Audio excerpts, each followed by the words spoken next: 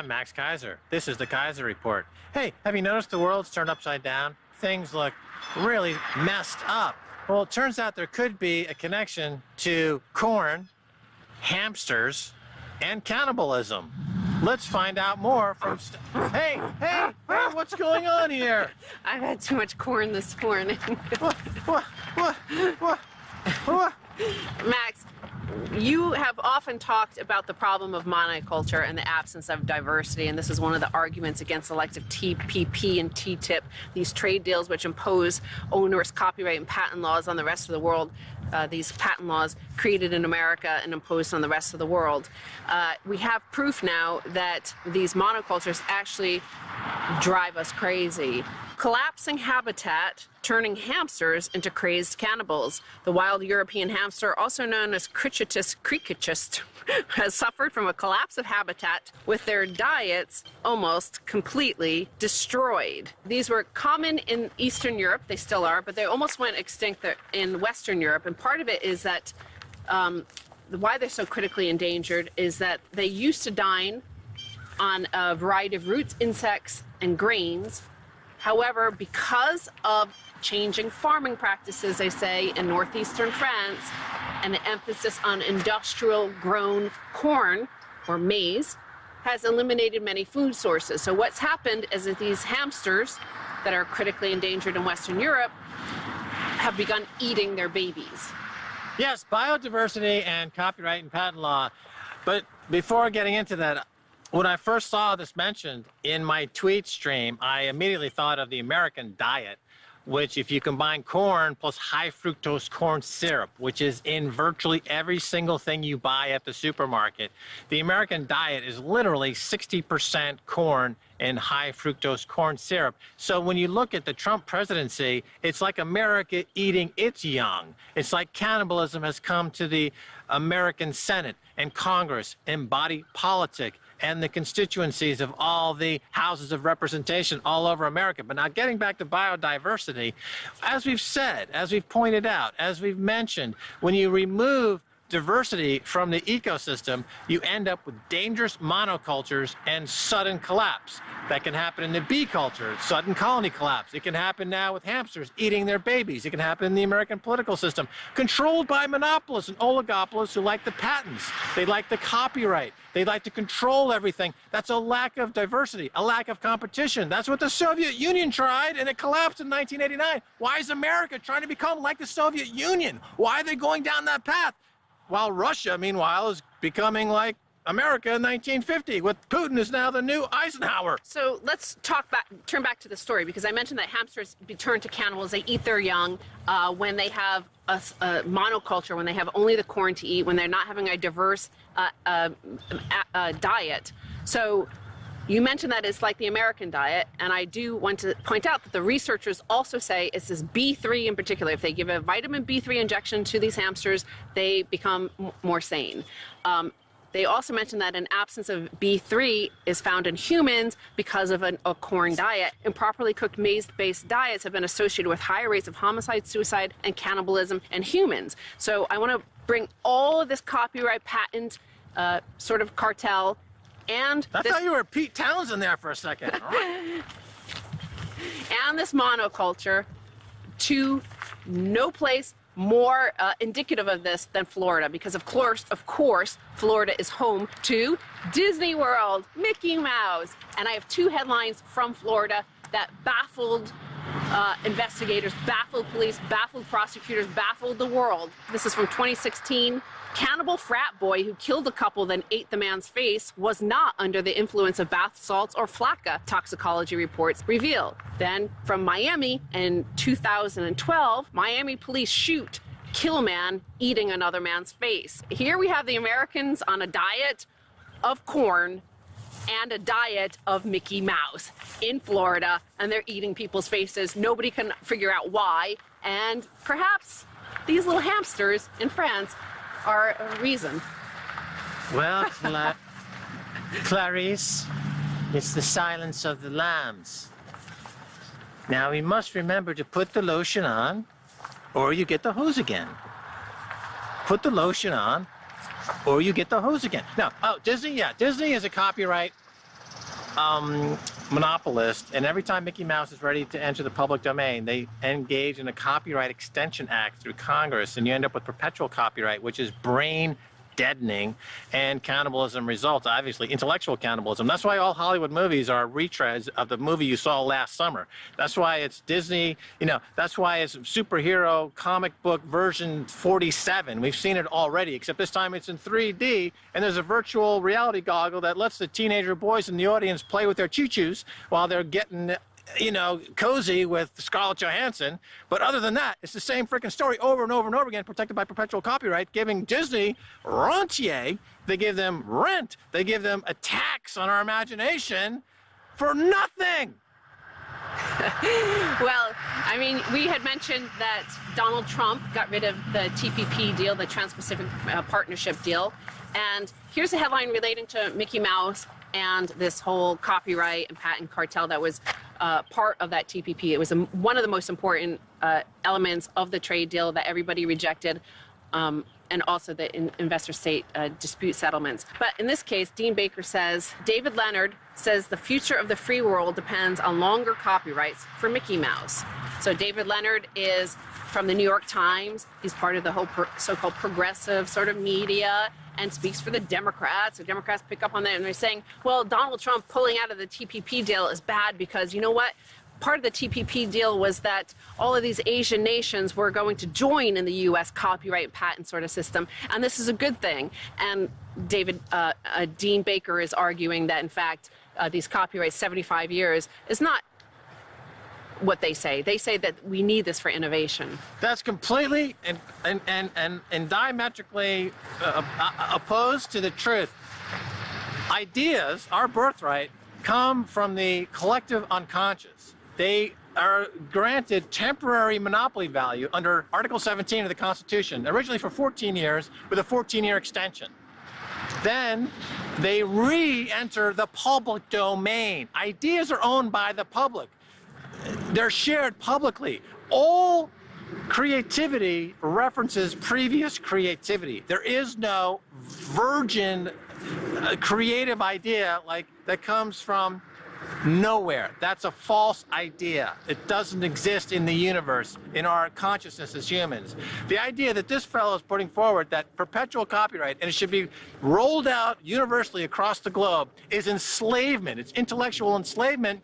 This guy is for slave labor and for the deprivation of us, of our birthright, of our own minds, our own ideas, our own imaginations. This guy is a charlatan. But also there's a monoculture of ideas. So both the Republicans and the Democrats, all our so-called right-left thought leaders agree that only onerous copyright laws and patents are the way out. So when you think of innovation, when you think of artistic creation, who do you think of as the two greatest artists in history, for example?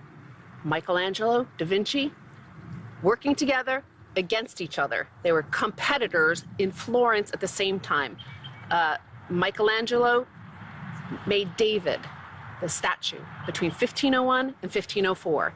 Da Vinci did the Mona Lisa, 1503. Same time, two of the most famous works of art ever created at the same time. Did they have copyright over that? No, this was done under a patronage system. They were set into a competition, a reality show of the day back in Florence, competing against each other.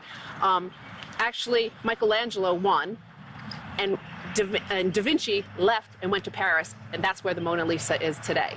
So there are other alternatives, and that they say over and over and over and over again that there's only one. There's extending copyright forever and forever into the future. Well, I'll give you a more contemporary example. If this copyright regime is rolled out as articulated by this fellow at the New York Times, there would be no Bob Dylan. Nobel laureate Bob Dylan would not exist. Virtually everything Bob Dylan has on a record is taken from previous source material. And guess who tells you that? Guess who tells us this? Guess who admits to this? Bob Dylan.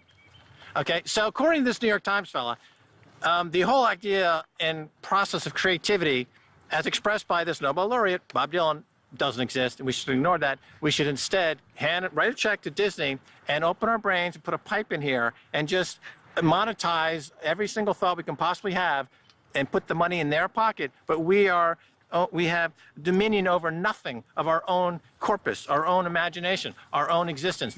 We don't exist. Only Mickey Mouse exists. That's tyranny. That's the height of tyranny. That's Pol Pot on copyright steroids. This guy is a charlatan. He's an ignoramus, and anyone who follows him is a dope. You know, there was also another famous writer, of course. Many people have heard of William Shakespeare. He also copied and competed with Ben Jonson and Christopher Marlowe. Again, three of the greatest playwrights in history, and everybody knows them, and they were competing and stealing from each other. And we have these amazing works of art now, of literature. And Shakespeare, also like Bob Dylan, would also be a copy. He would be like the equivalent of Kim.com. He would have all the SWAT teams descending on him. You stole Ben Jonson's stuff. You stole Christopher Marlowe's lines. And, you know, he would be in hiding Kim.com today. Read your Aristotle, who pointed out, you know, thousands of years ago that there are only a few basic stories and the variations thereof. So had Aristotle copyrighted or patented his works, then all creative pursuits from that time going forward would have to end, and we would be paying perpetual copyright to the heirs of Aristotle. That's what this guy's arguing, and it's lunacy, it's dangerous, it's anti-humanity. This is the worst kind of anti-humane, tyrannical thinking possible. Ask Lawrence Lessig. Look up Lawrence Lessig and educate yourselves. And I want to quickly turn back to Dean Baker's column, because you know, right and left also say we can't have protectionism for, like, protecting jobs in America. It's David Ricardo. You have to go to, you know, if Mexico can produce it cheaper, we'll go there. But they have protectionism for this copyright and intellectual property. And he mentions that it's actually very costly. And the Obama administration, at the request of the entertainment industry, the software industry, the pharmaceutical industry, insisted on stronger and longer patent and copyright-related protections in the TPP. Unfortunately, the projections of the economic impact of the TPP do not take account of the cost of these protections. They say it's all benefit, no cost. The cost of creativity goes up, and therefore the price of being human also goes up, and therefore this guy's encouraging mass suicide, which we've seen in places like India. Intellectual suicide. When copyright and patents are opposed on corn and agricultural items in India, the result is mass suicide. Do you want that across the globe, you fanatical idiot? Hey, stay tuned for the second half. A lot more coming your way.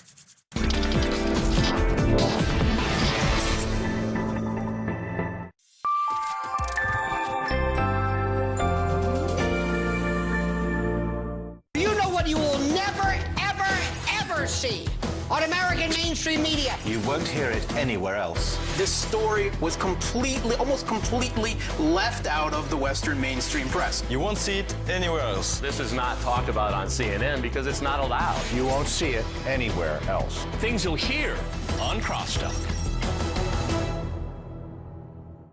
These are the inmates at a children's prison in Australia. They've committed no murder, no rape, and no terror attack. They had no running water. The only water in the cell was in a toilet. No air conditioning, no fans. This is barbarism. This is inhumanity. This is child abuse. Cruelty is the accepted way to correct bad boys here. I'm sorry, are we in Australia here? It's gut-wrenching, isn't it? I don't believe it's happening anywhere else in the developed world, this sort of treatment of young people. This was a children's prison. Staff in adult prisons are better trained. They're being shackled to chairs, a la Guantanamo Bay. This is actually happening in Australia in 2016. So it's not an accident, it's not inadvertence, it's not indifference, it's a deliberate policy that has led to the catastrophe.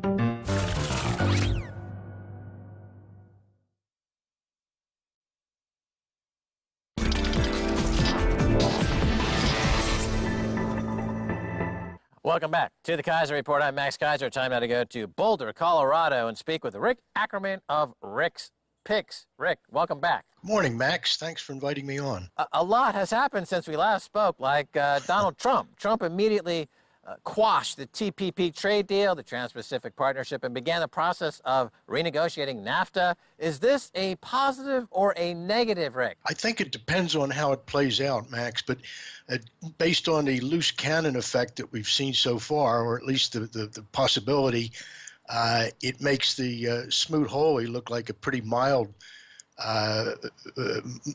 piece of legislation. All right, for those who might not be familiar with Smoot-Hawley, just refresh our memory. Well, it was a tariff regimen that came just before the stock market crash, and of course, ever since, the crash and the depression have been attributed to these many tariffs that were implemented at the time.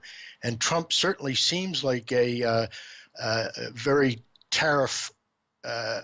He's very pro-tariff, and of course, in the classical economic scheme of things, that's a bad thing. But I don't think that the actual enactment of these new trade laws, or at least the abrogation of the current treaties, is going to play out the way you might think.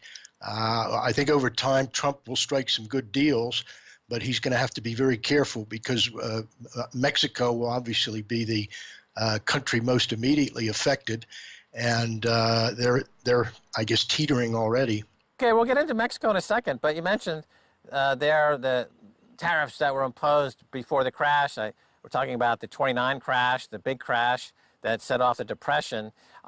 Just looking at the stocks and bonds for a second. Stocks first, do they appear toppy to you, or do they have room to go on the upside? You're a technical analyst, I should point out, and you look at charts all day long. Do you see room on the upside for stocks? Well, I like to think of myself as the most bullish bear out there. And, you know, over the years that we've been talking, that I've been more or less a perma bear, but on a purely technical basis, I forecast a Dow rally that would be about 1,000 points from where we are right now. And on the bond market, of course, everyone's gotten that wrong for 10 years, or I'd say. They've been calling for bonds to make a major move down. We've seen nothing but rallies, part of a 35-year bull market in bonds. Where's the quick update on that? There's some really good guys that are saying that this is really the bond market that has been going on for the bull market since '81 is over. I've been pretty committed to the deflationist argument, and I think that bonds are going to have another very significant rally higher, but not in an ordinary way. I think that is most likely to occur in the context of some global economic collapse, but I do see a final flight to safety into U.S. bonds, and I'm questioning whether the long period of disinflation that we've had is actually over. So if NAFTA ends, who loses, who wins? Well, Mexico is a big loser here. And the thing is, you know, to put it in the perspective of the wall, Trump has recently said, well, you know, if the president of Mexico isn't on board for paying for it outright, then we'll just have to make Mexico pay with taxes, which effectively a tariff would be. But Mexico, since NAFTA was enacted in, I think it was 1994, so it's had 22 years to run, and Mexico's growth over that time has only been about 2.5%, which would be about half of what you might expect for an emerging nation. So forecasts for Mexico over the next year are under 2%. So if you slap some sort of tariff on them, even the wall part of it will be self-defeating because the Mexican economy will crash, and of course, however high the wall is, they're going to be clamoring to get into the U.S. He seems pretty adamant about this wall going up. And do you think he understands the full economic picture here? The idea, I guess, is to get jobs moving back into the U.S. where they've fled to Mexico. It's very bullish, according to his constituency, his voters, his base. But you're saying the stock market goes up, the bond market goes up. So if Mexico craters and jobs move to America and people are getting rich in their 401k plans, who cares? I think we will care. And, you know, even on the, there's so much Mexican labor in the U.S. that we would have an inflationary spiral if they were all made to go back to Mexico. They're a very significant part of the workforce. And, you know, Trump's had a propensity to kind of say something crazy, but I think when it comes to the details, he's sorting them out, and for the most part getting it right. Even with the auto manufacturers, he's leaned very heavily on GM, and one of the particular cars, I think it's the Chevy Volt. It's a really small Chevy that you can't even sell in the U.S. And it turns out that most of the Chevy Volts that are manufactured in Mexico get exported to countries other than the U.S. But you can see that the big auto manufacturers are already at least getting interested in the idea that the tax incentives will skew enough their way that they can start producing higher ticket vehicles, SUVs and trucks. So I think that will be a constructive movement of capital into the U.S. or for that matter, a constructive trend in capital investment. Well, it just seems, Rick, that markets aren't buying the doom scenario, as I pointed out. Stocks and bonds are going up. You're projecting for stocks and bonds to go up. What about a regime change in Mexico? Biggest problem in Mexico right now is that the current government is corrupt. Popularity is extremely low because the government understands it's highly corrupt. What about a regime change in Mexico? Get a new leadership in there, something a little bit more dynamic, entrepreneurial. It may force a regime change. Isn't that a positive? I think that Enrique Nieto has been a good leader for Mexico. And, you have to look at Mexico's history. They've had so much really bad luck. A lot of the ups and downs in Mexico have been, in the economy, have been exacerbated by swings in the price of oil. And it seems like every time they get a little wind at their backs from one thing or another, these cyclical forces go against them, even U.S. recession. So I wouldn't blame the leadership there, and I don't think I don't think they're going to have a change in leadership. But I think over time, Nieto and Trump will find a way to work things out. Our contacts in Mexico and Mexico City and all over Mexico, they seem to have a different view. They really believe the current president is corrupt and needs to be gotten rid of. But let's kind of return to the stock market for a second, because here's an interesting, I'm going to digress a little bit, give you a theory of mine. The markets are basically being fed in large part by guys like Warren Buffett buying these huge controlling stakes with 0% money. He said he bought $12 billion worth of stocks based on Trump becoming president. They're a big holder of Apple Computer now and other big cap stocks. Is there a possibility, Rick, going forward, if deflation continues, as you say, and interest rates are at 0% going forward, isn't America effectively being taken private by a few oligarchs? In other words, there is no business cycle. There is no downside risk. There's simply an unlimited amount of cash by a few oligarchs to buy stocks in perpetuity until they're basically all taken off the board. America is taken private. Trust me, at some point along the way, the risk will become more apparent.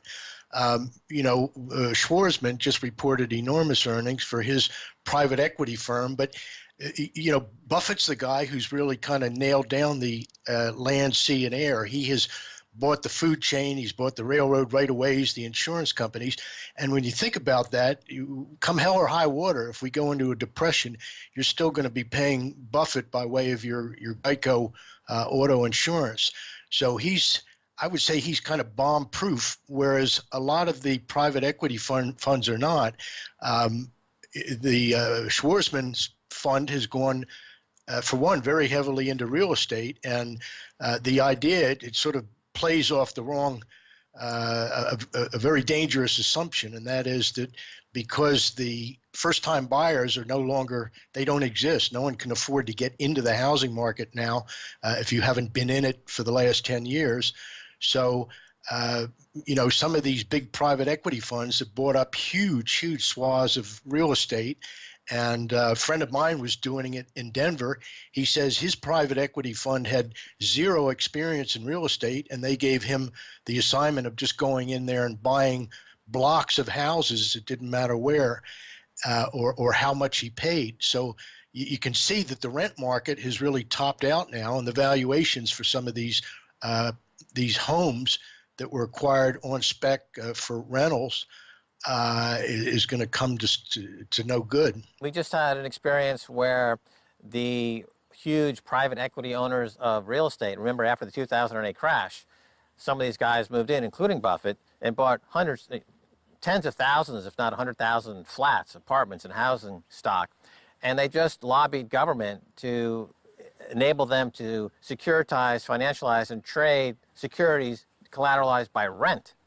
So again, my point is that if you have unlimited capital at your disposal at 0% interest rate, and there's no laws to stop you from creating any financial instrument you want, and you've got the government in your pocket, where's the downside? In other words, just if there is any move down 10 or 20%, they'll just move in and buy it on the cheap, and they'll just keep at it until basically America is taken private and there's no more public market anymore. It's true that the public market is somewhat vanished, even in the IPO sector. You know, you've got a lot of essentially privately financed startups that otherwise would have gone the way of public listings. But I think you're underestimating the risk, for one, in real estate. In the worst of times, the 0% interest is not going to make the difference, because you'll still have negative appreciation in the home. We saw this in 2007, 2008. It didn't matter whether your mortgage rate was 3%. If the home was losing 10% of its value per year, you were in trouble.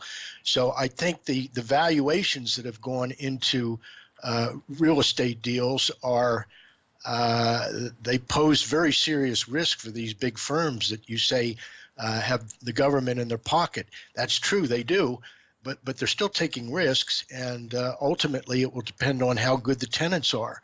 A mile from where I live, there's a complex called the Horizons, which traded for many hundreds of millions of dollars. The company that bought this apartment complex, which is high end, the first thing they did was raise the rents.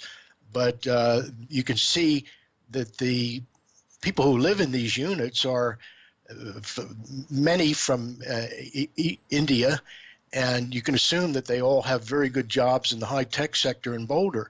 But the rents are exorbitant, and if anything were to disrupt the economy, their ability to pay rent would be challenged. Okay, Rick, got to cut it off there. Nice talking with you again. Thanks for coming on the show. Thanks for inviting me on. Always a pleasure, guys. Well, that's going to do it for this edition of the Keiser Report with me, Max Keiser, and Stacey Herbert. I'd like to thank our guest, Rick Ackerman of Rick's Picks. If you want to reach us on Twitter, it's Keiser Report. Until next time, bye, y'all.